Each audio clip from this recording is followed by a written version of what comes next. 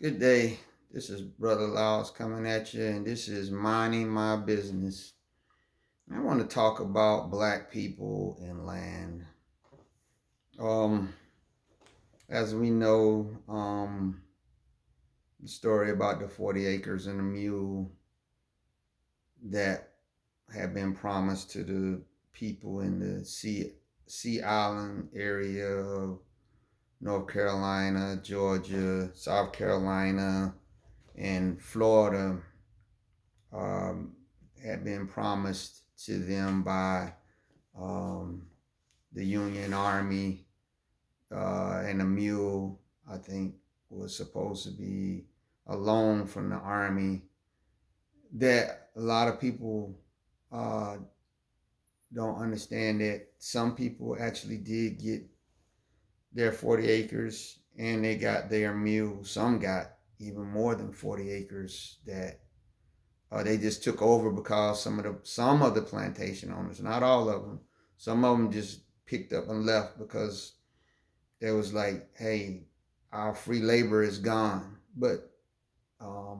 some black people just took that land and they continued to live on it, farm on it. Some of it, um, they didn't go to get it registered or anything like that. Not that they probably could have or anything. And some of that land stayed in some of those families for a very long time until we know the end of Reconstruction, and also because of Jim Crow laws and stuff that came later on, where they were pressing black people for deeds of tracts of land that they might have had in their family from slavery, which they didn't have because they probably didn't know anything about having to do that. So at one time, our people did have, for us, in speaking in that term, substantial amounts of land, even with um, the the Trail of Tears forced expulsion off the land with the Cherokee Indians that a lot of our people were part of because they were being held as slaves by some of the five civilized nations. You know, the Choctaw, the Creek, the Cherokee. I can't think of the other one, the Crow. I can't remember. It's five. It was five. It was probably more than those just that held us in, but those the five civilized were primary ones that when they left and went to Oklahoma during the Trail of Tears, our people were there on the Trail of Tears, separate with them, dying with them, but ultimately when they got to what they call modern day Oklahoma and other parts out in that land, and they put some of the land that they um, uh, got out there, the Indians got out there. We know that they still held black people as slaves, but some that got their freedom from the tribes were given land. And then when America forced the Indians to stop enslaving our people, which if you look at John Tagell, his descendants were part of those that were enslaved by American Indians. Uh, the federal government basically told the Indians that had been held us and captive that they need to give us reparations and land, which some got. All of that systematically over the decades has been lost to us, and not enough of it is not talked about enough. It's not talked about. I mean, you hear it casually, but it's not talked about enough that a lot of strategic places in this country at one time belonged to us. It was either where the slaves were living, and after slavery, like I said, they remained in their own some of that land. You seen that here in North Carolina, where I grew up, like in eastern North Carolina. Um, Before Hurricane Floyd hit in 1995, it was still quite a few black people that lived out there in eastern North Carolina, near Wilmington and all those places, that had been on land that had been there since slavery. Because like we're gonna get to that point about the 40 acres and the mule, that maybe they had inherited, or they kept from the master, and the master might have just said, former master, to let them have it. I can't do anything with it. But until Hurricane Floyd came, some of them were still living on the land, with living in the same slave cabins that had been built back then, because they was like, well, the cabin is still standing. I don't have to pay no rent on it. It's paid off, and the land is mine. Until Floyd came and washed a lot of that away. And we know what happened after that. The land got bought up real cheap, right? And now the eastern part of North Carolina, the expense of staying out there in the eastern part of North Carolina, unless you held on to your land or whatever, is equivalent probably of like living on Martha's Vineyard, Bald Head Island. North Carolina is up there, I believe, with Martha's Vineyard on the expense of eastern sea coast properties. Yes, I remember a guy that I worked with, him and his family. Now, it was more than just him, because he said him and his sons, they brought their family, but they went and rented some kind of property on Bald Head Island for 1 weekend. Now, 1 weekend. Now, it wasn't a hotel, it was a property. It had rooms or whatever, but they rented it for, and this is years ago now, for $3,000 for a weekend. But it was, like I said, it was him and his son, so they all kind of put their money together, and it's like that. It's out there, but a lot of that land was belonging to our people at one time. And so we must continue to reiterate this, because land ownership, no matter how small it is very important. It is very, very important. You cannot grow land. You cannot grow land. That's what one of my good friends told me years ago, that his grandfather told him when they he left land for their father and them. He said his grandfather just had one request. He was like, don't sell the land. Don't sell the land to anybody. Don't sell it from under your family. Don't do it. Let this land stay in this family. Don't sell it out. Sell it to anybody. So that's one of the things that a lot of black people did not do. Like I said, we lost the land a lot of times because of stuff that happened with lynching, where people would run out, or the destruction of the towns like Black Wall Street and others, where they got ran out, or in Rosewood and places like that. And so there are a lot of factors behind that. But I would encourage all of you young people that are out here watching this video, start early buying properties if you can, not just for the sake of buying them. You need to investigate and all these different things, and make sure that the land is profitable, but also try to get inside information on the land tracts that you might buy, of maybe future projects that's going to happen, where the price of that land will go up and you can sell it for quadruple of what you paid for it. I'm going to be honest, I wish I had done that in my younger life.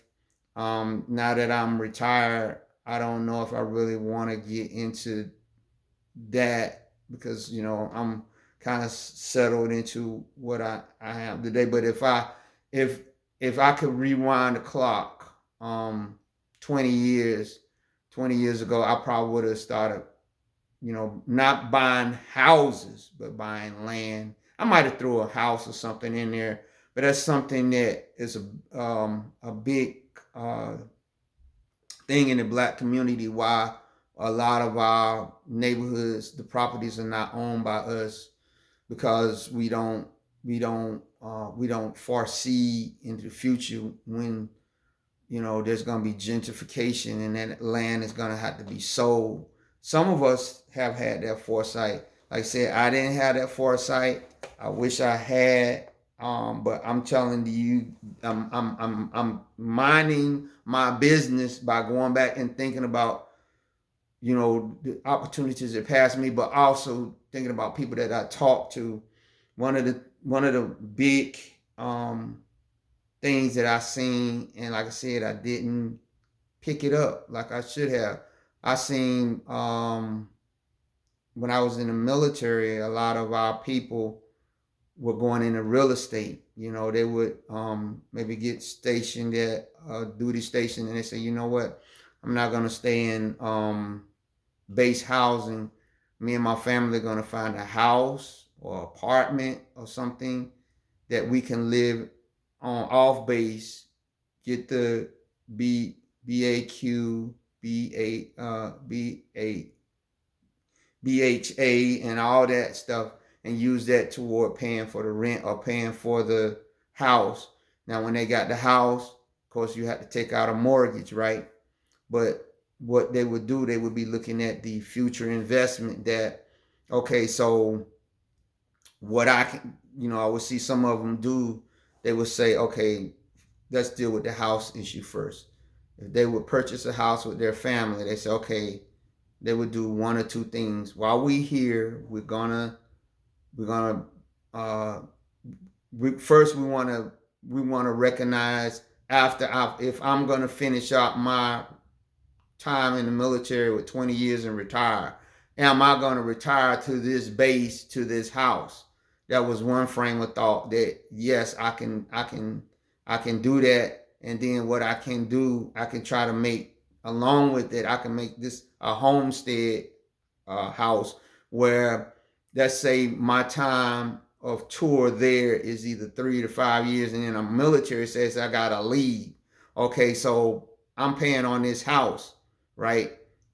I'm gonna do one of three things. I'm gonna either, okay, I've been paying on that house, okay, but I might have changed my mind. I don't want to stay at this base area, this city when I get out, so I want to sell the house and you make a profit. Or I'm going to keep the house.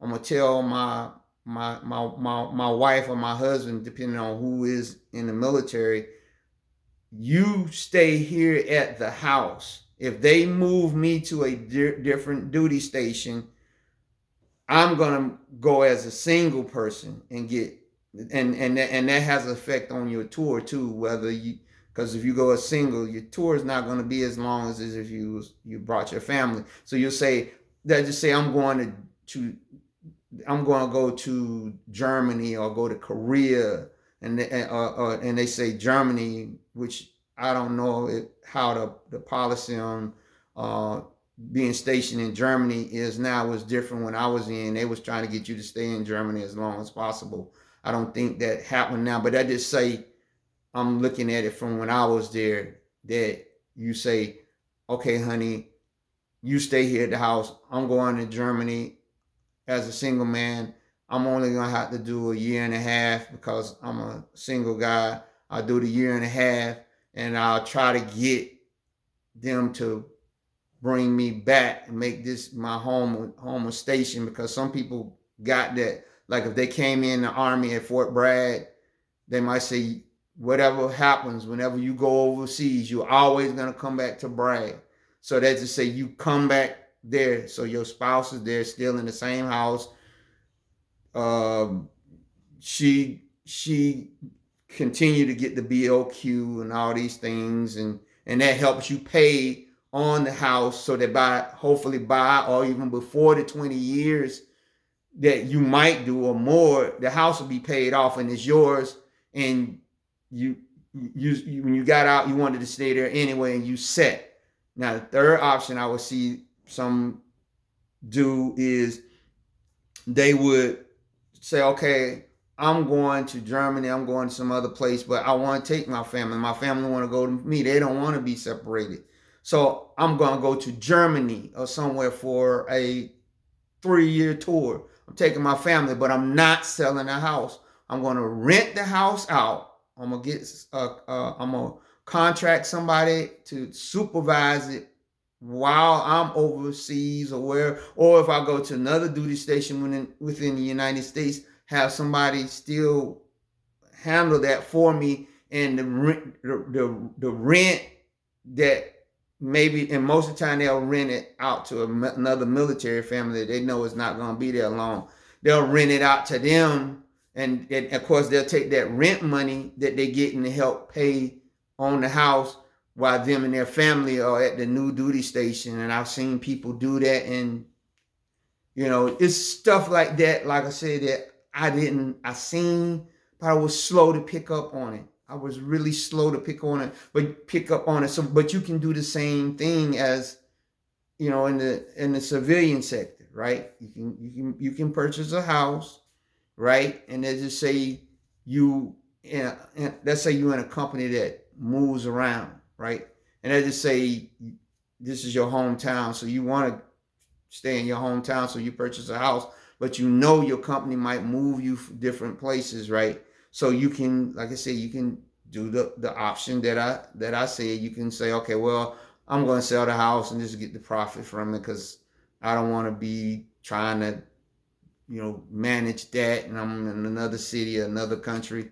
Or you can do the second option, like I said, which is you can keep the house, and if you got a family, you leave your family here, or you can leave your loved one let one of your loved ones or somebody stay in the house and pay you rent, right, while you pay it off. Or third option, like I said, you can if you got a family, if you have a family with you while you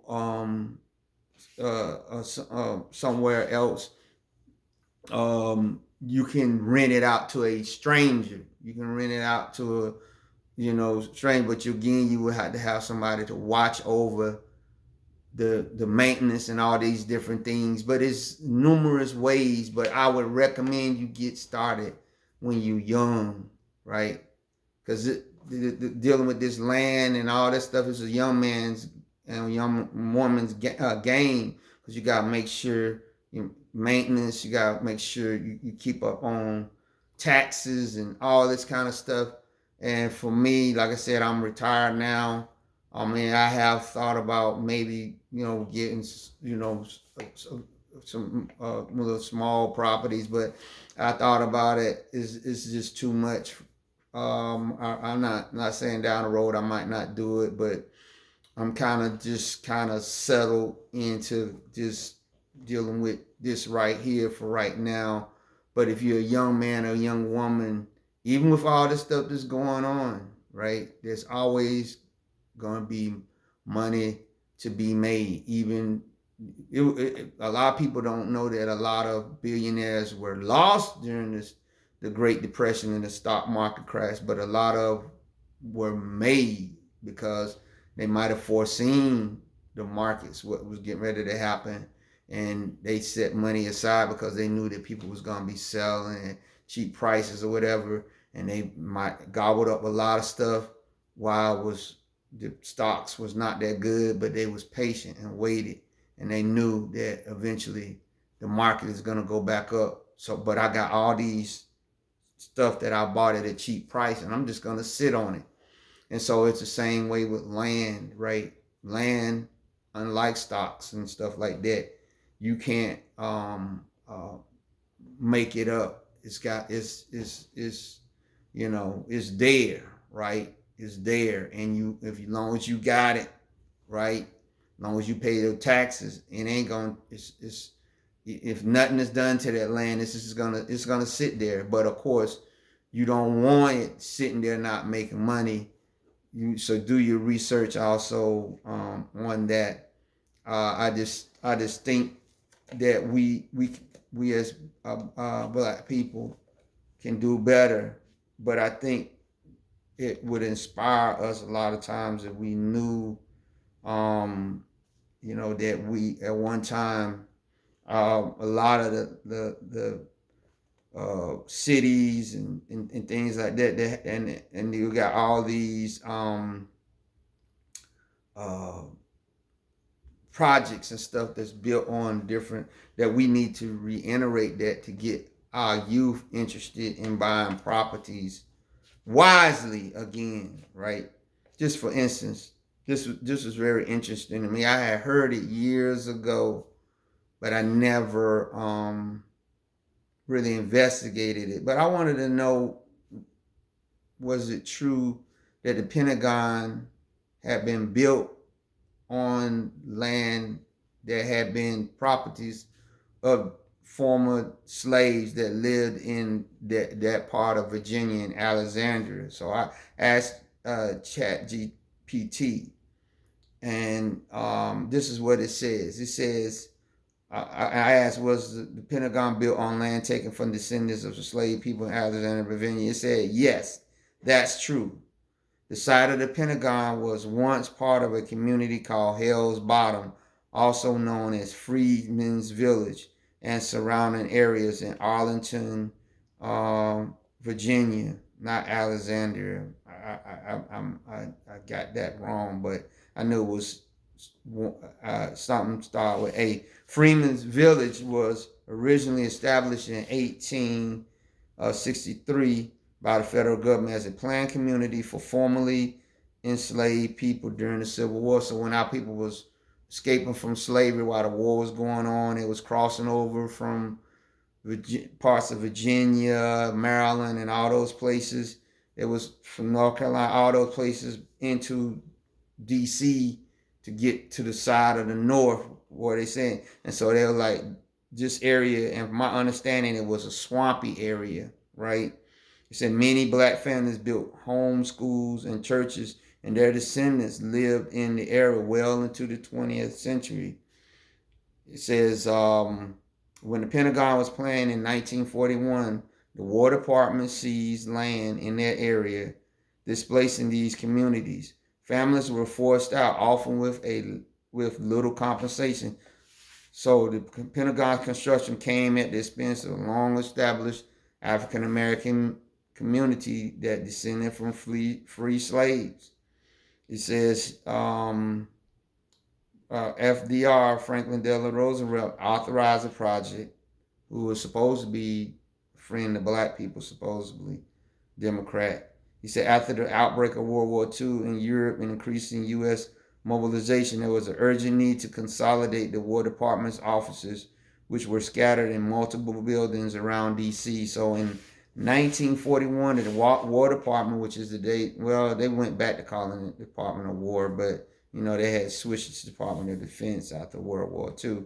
He said selected the Arlington site, and the federal government exercised eminent domain to take the land. So most of the time, eminent domain has been used in this country for the most part. It's been used against the Indians and also against us. And how long did it take the Pentagon to build this? Build the Pentagon? He said the groundbreaking was September the 11th.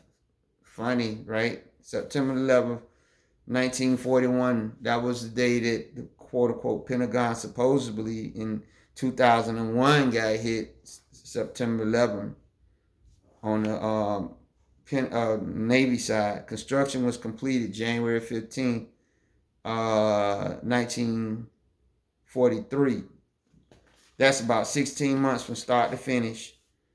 Even with like I said, the surgeon materials, it was about 15,000 workers, which I had to believe that a lot of those people were our people probably, because we was doing the construction and stuff back then. The speed was due to both urgency of war effort and use of relatively simply reinforced concrete construction. It's displaced, like I said, quite a few black communities off, right?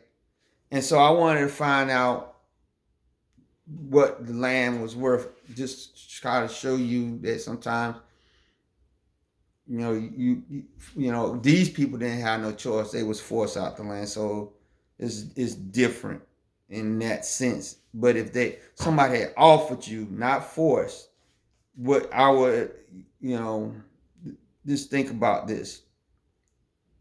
It said in 1942, the federal government, they paid out $379, 427 $369,427.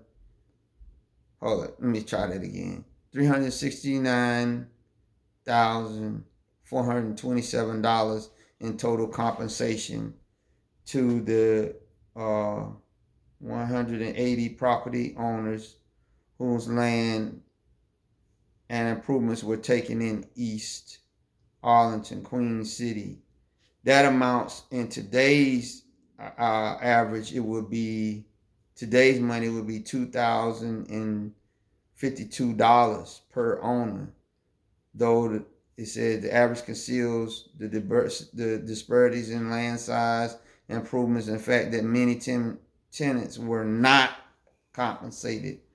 The historical analysis emphasizes that this compensation covered land and buildings, not losses such as moving expenses, business losses, or the value of community ties. At the time, the War Department used eminent domain to acquire 411 acres, including both private homes and road right-of-ways for the Pentagon and its surrounding network.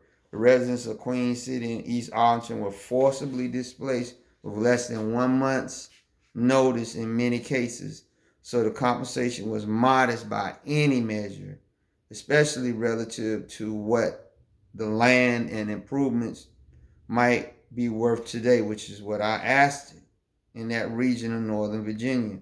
And my friend from DC, he said it's very expensive to live in DC, but it's even more expensive when you're talking about Northern Virginia, because this is, it's beautiful scenery, all of that stuff.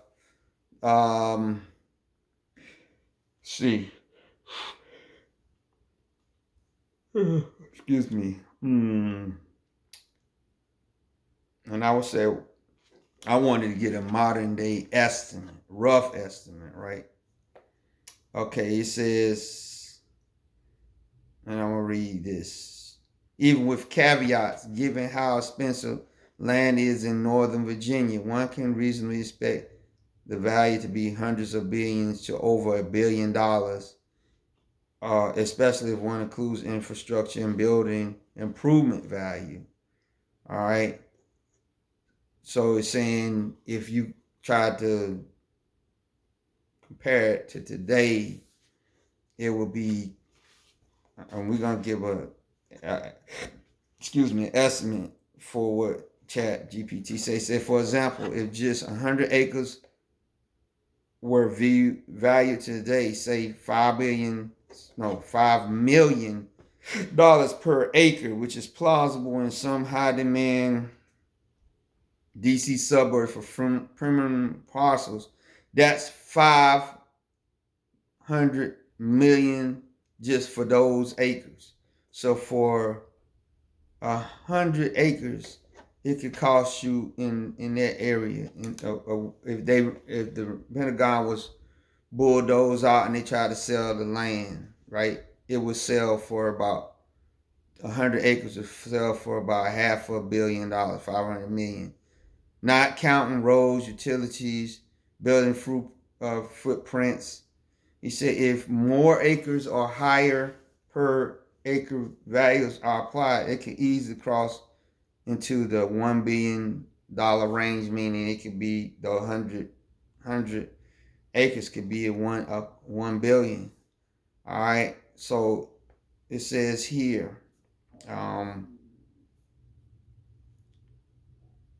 adjusted, it says it could be upwards to roughly 7.2 million, or about if they had um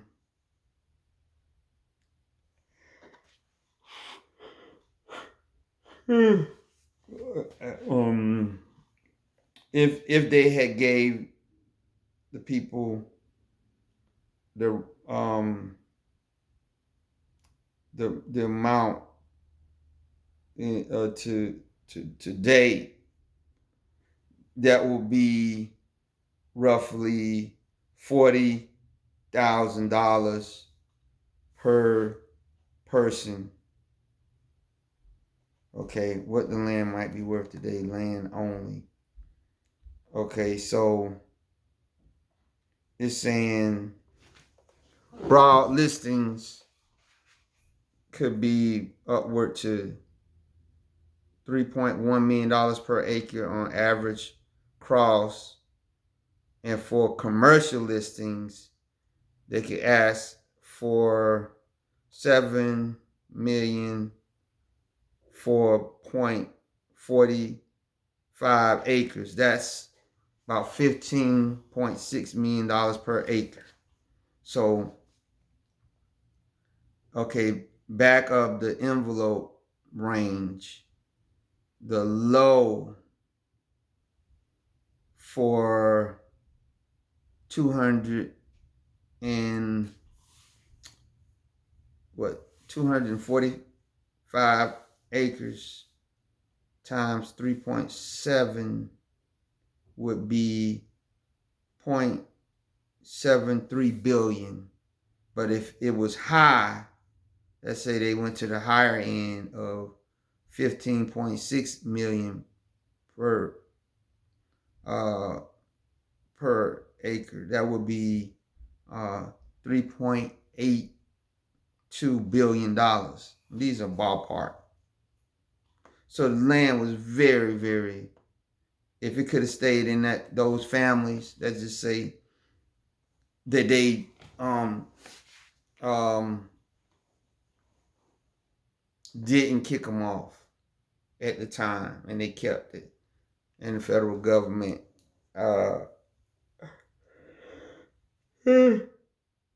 later on came in this year of 2025 and was going to try to buy it because of how DC and stuff has built up. These people could have potentially got billions and billions of dollars, but that's the issue. Even with the farmers, the black farmers, that they have kept some of this land in their families for many generations, the federal government has not done right toward them with assistance, also not taking into account the taxes that they got to pay on all this land and all these different things. They sometimes really have it out for our people. So you got to be wise in what you do, wise in what you purchase, and when you start doing it. And I'm telling you now, real estate, even with all the stuff going on, is for you young people, is something that you should really get invested in. And so again, this is Minding My Business. Brother Lyles, I want to thank you for tuning into the broadcast today. And please be smart. Please learn from the opportunities that I miss that you need to do. I encourage my sons, hey, you got to get out here and put your feet somewhere, plant them down somewhere, and try to get in on this, so that if this world goes on for another 20 years, right? And you'll look back and say, man, I could have got that property or whatever for so cheap. But you know, we gotta pray our people strengthen Yah, because a lot of times we don't exercise the ability in us to have foresight. We don't do it. We let others do it, and that's not a good thing. We have the same cognizant abilities to everybody else. We have the same interests, in the sense of when it comes to making money. It's to make money fair and square, right? And so when opportunities are opened up, that's what we need to do. So with that, I want to tell you to leave a comment, share this video. Be blessed.